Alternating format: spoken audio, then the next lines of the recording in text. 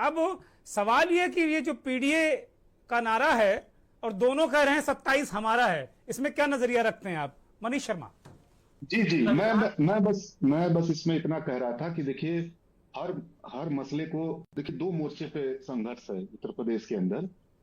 और देखिए, 24 में जो मुद्दा बना था, वो सामाजिक न्याय का भी मुद्दा बना था, आरक्षण का भी मुद्दा बना था, संविधान का भी मुद्दा बना था। और सबसे ज्यादा आप देखिएगा कि उत्तर प्रदेश में ही हिंदुत्व का गढ़ ही ढहा था। अयोध्या हार गए थे, बनारस में जीत का अंतर कम हो गया था, बहुत सारी सीटें हारनी पड़ी थी। आज भी देखिए, लड़ाई इसी के इर्द गिर्द है।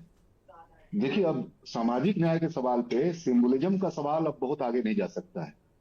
सामाजिक न्याय का सवाल है अब प्रतीकात्मक तरीके से प्रधानमंत्री बना दें, मुख्यमंत्री बना दें, राष्ट्रपति बना दें, आप प्रदेश अध्यक्ष बना दें, राष्ट्रीय अध्यक्ष बना दें। बात इससे आगे बढ़ गई है। बात अब वहां चली गई है कि वो जो समाज है, जो पीड़ित समाज है, सामाजिक न्याय के चलते, अन्याय के चलते जो भारी संकट में और बढ़ता जा रहा है, उसके सवालों को आप एड्रेस ना कर रहे हैं, ये सवाल है।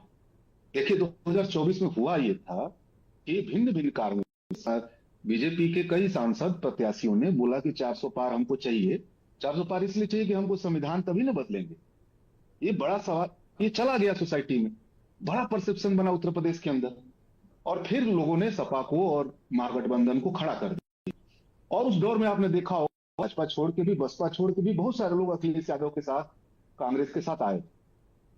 आज बीजेपी भी सिंबोलिज्म कर रही है। अब सवाल पीडीए वालों से है, सवाल महागठबंधन से है, वो सामाजिक न्याय के सवाल पे दूसरे चरण पे जाना चाहती है क्या? उस समय एक भय का वातावरण बना, संविधान खतरे में लगा, आरक्षण खतरे में लगा, सामाजिक न्याय खतरे में लगा। क्या आज वो उस तरह की चीजें नहीं है? लेकिन आपके पास मौका है कि आप दलित समाज के लिए, अति पिछड़े समाज के लिए, आप पिछड़े समाज के लिए, माइनॉरिटी के लिए दूसरे चरण का प्रोग्राम आपके पास है कि नहीं? अगर आपके पास दूसरे चरण का प्रोग्राम नहीं है तो 2024 को आपके लिए संकट खड़ा होगा। बीजेपी के लिए संकट अलग है कि वो सिंबोलिज्म से, वो हिंदू की तरफ बढ़ना चाहती है, सामाजिक न्याय को सिंबॉलिक ढंग से लेके चलना चाहती है। लेकिन अगर यही काम समाजवादी पार्टी भी करती रहेगी, सिंबोलिज्म पे ही रहेगी, सामाजिक न्याय के सवाल, अगले चरण का कोई ठोस प्रोग्राम लेके आएगी, तो 2027 को, 2024 को 2027 में दोहराना उसके लिए भी मुश्किल हो जाएगा।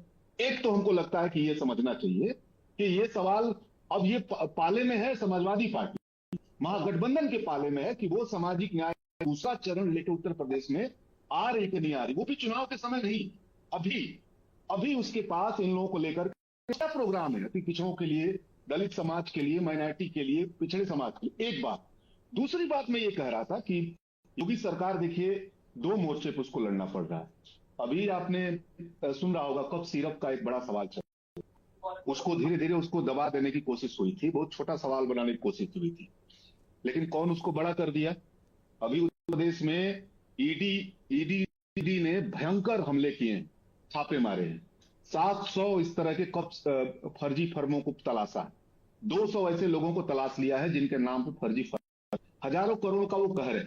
और ईडी कह रही है उत्तर प्रदेश में कि अगर ये घोटाला 6 समथिंग सामने आ गया तो उत्तर प्रदेश का सबसे बड़ा घोटाला।